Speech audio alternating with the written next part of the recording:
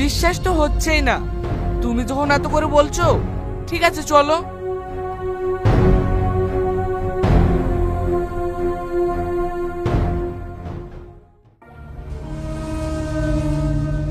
কি ব্যাপার স্যার, আপনারা হঠাৎ করে আমাদের স্কুলে?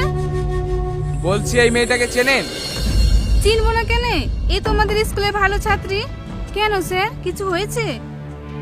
এই মেয়েটা বলছে প্রধানের ছেলে নাকি এর বাবাকে মেরেছে। আপনারা কি দেখেছেন? না না, আমরা দেখিনি তো।